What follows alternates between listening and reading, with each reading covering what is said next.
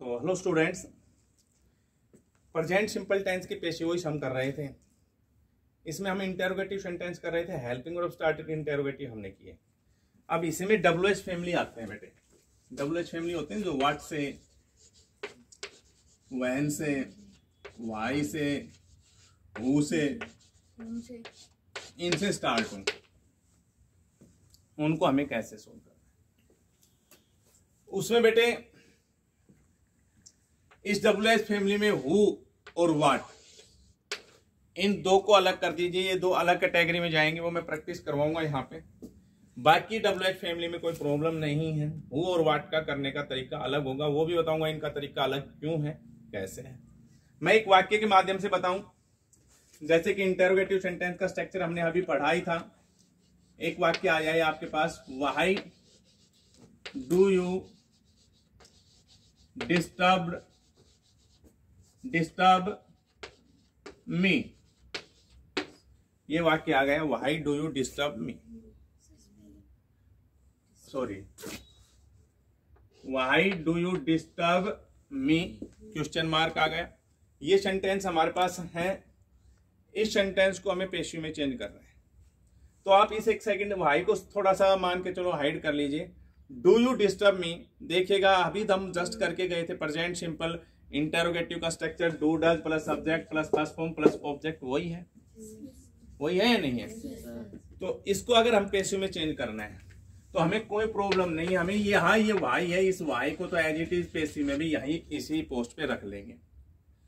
समझे नहीं समझे। वो और व्हाट को थोड़ा सा अलग करना है, हमें ध्यान रखना है। वाई को हम एज इट इज रख लेंगे, वेयर होता है वेयर को रख लेते हैं, वैन होता है वैन को रख लेते हैं। समझे नहीं समझे, हो गया। अब उसके बाद हमें वैसे स्ट्रक्चर कर लेना है। याद है हमारा स्ट्रक्चर, तो अभी हमने जस्ट लिखा था is am are plus subject plus third form plus by plus object. तो अब क्या आना है यहाँ पर, इसके बाद इज एम आर आना है। इज एम आर किसके अकॉर्डिंग आएंगे, सब्जेक्ट के अकॉर्डिंग। कौन सा सब्जेक्ट, जो नया सब्जेक्ट बन के आएगा। नया सब्जेक्ट ऑब्जेक्ट से सब्जेक्ट बन के आएगा, क्योंकि एक्टिव वॉइस का रूल है, ऑब्जेक्ट को सब्जेक्ट बनाना, सब्जेक्ट को ऑब्जेक्ट बनाना। ऑब्जेक्ट मी है, उसका सब्जेक्ट क्या आएगा, आई। आई के साथ क्या आएगा, एम। तो यहाँ क्या आ जाएगा, वाई एम आई। ठीक है। प्लस वर्ब की थर्ड फॉर्म, डिस्टर्ब की थर्ड फॉर्म हो जाएगी डिस्टर्ब। क्लियर।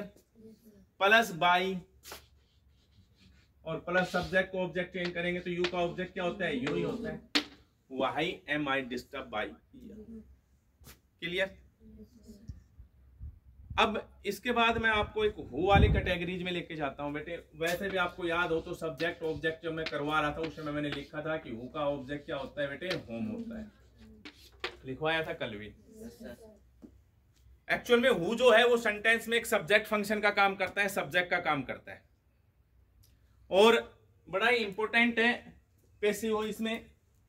लगभग एग्जाम में एक हु वाला सेंटेंस आ ही जाता है। कंपटीशन एग्जाम में भी इसको लेकर के क्वेश्चन कर लिया जाता है कई बार। तो हमें इसको समझेंगे कैसे ऐसा क्यों होता है, कैसे इसमें अलग चेंज होता है, वो मैं आपको एक बार बताता हूं। सबसे पहले बेटे मैं आपसे क्वेश्चन करूंगा। ये क्वेश्चन मैंने शायद आपसे पहले आपकी क्लास में भी किया हो, कभी याद हो तो। मेरे याद आता है कि मैंने किया हुआ है।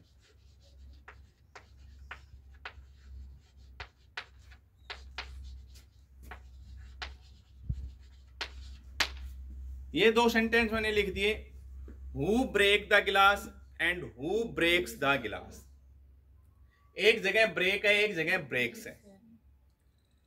और मैं क्वेश्चन कर लूं निश्चित से कि इसमें से कौन सा सेंटेंस राइट है, कौन सा रॉन्ग है। निश्चित के अकॉर्डिंग फर्स्ट सेंटेंस राइट है। और मैं भुवनेश से पूछूं कि भुवनेश विच सेंटेंस इज राइट, ये भी निश्चित के साथ जा रहा है कि फर्स्ट सेंटेंस राइट है। मैं लोकेश से पूछूं, फर्स्ट है। एक्चुअल में यही हमारे हिंदुस्तान की एक विशेषता है कि हम भेड़ चाल बहुत जल्दी चालते हैं। भेड़ चाल अर्थात एक भेड़ चल पड़ती है तो उसके पीछे पीछे सारी भेड़ हो चलती है। बुरा मत मानना बेटे, ये एक प्रकृति का नियम सा बना हुआ है।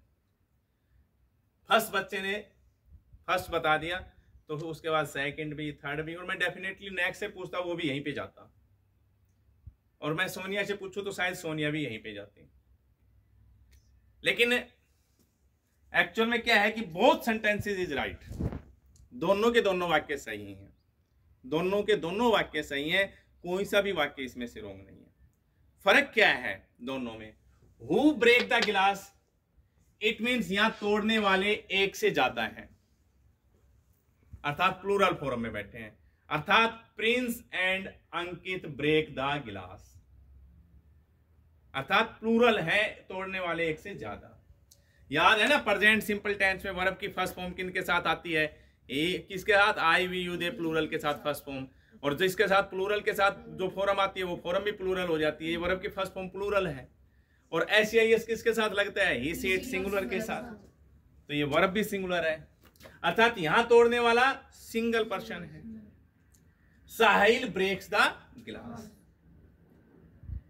वो इंपॉर्टेंट बेसिक बात है बेटे, कोई बड़ा जाल नहीं है, समझने की कोशिश करनी है। यहां पर ब्रेक था, यहां पर ब्रेक्स है।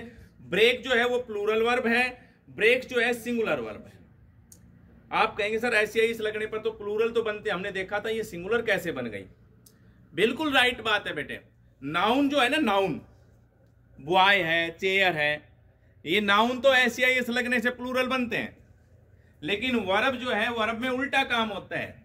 वर्ब जो है वहां ऐसे ही इस लगने पर वो वर्ब क्या बनती है? प्लूरल नहीं बन के क्या बनती है? सिंगुलर बनती है। समझे मेरी बात को या नहीं समझे? जैसे चेयर है, चेयर, ये चेयर है, चेयर क्या है बेटे? नाउन है, क्या है? नाउन है, समझे नहीं समझे? और ये प्ले है, एक प्ले क्या है बेटे? वर्ब है। प्ले मीन खेलना, दैट इज एक्शन वर्ड हुआ। चेयर मीन कुर्सी, that is name of thing हो गई, वस्तु का नाम हो गया।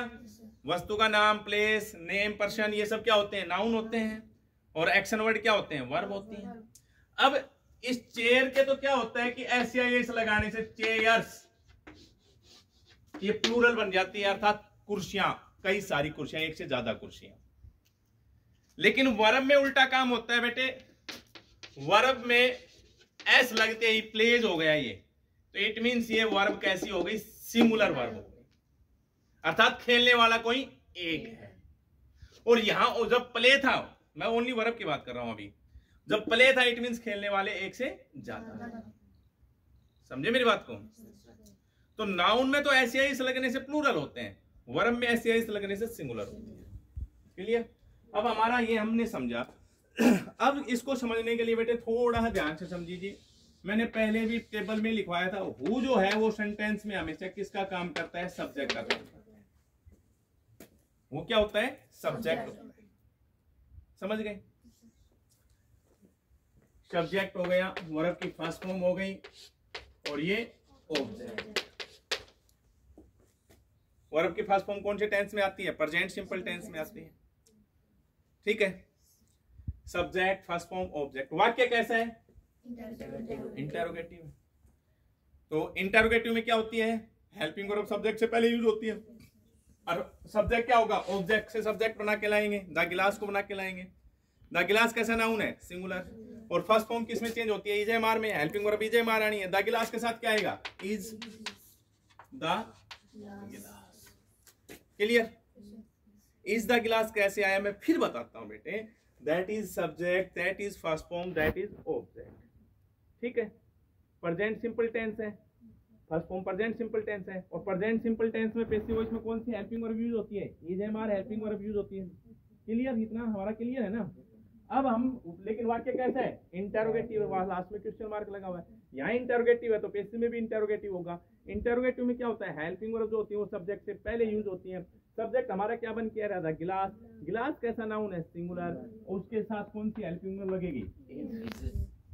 प्लस थर्ड फॉर्म, ब्रेक की थर्ड फॉर्म होती है ब्रोकन। इज द गिलास broken. Plus by, plus subject का ऑब्जेक्ट क्या हो जाता है? होम हो जाता है, बाई होम।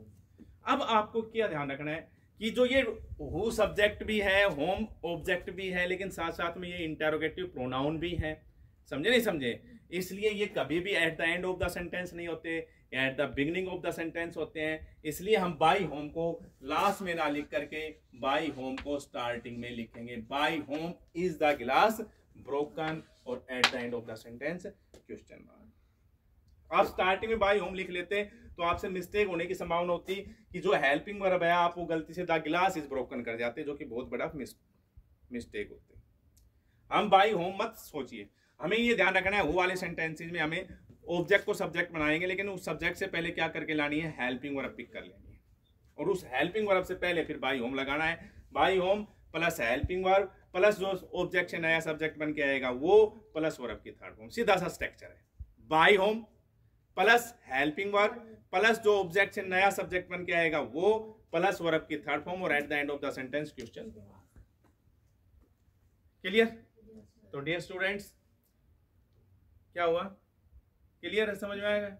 लोकेश क्लियर? तो इसको जितना मैंने आज करवाया उसको स्टडी कीजिए, कल इससे आगे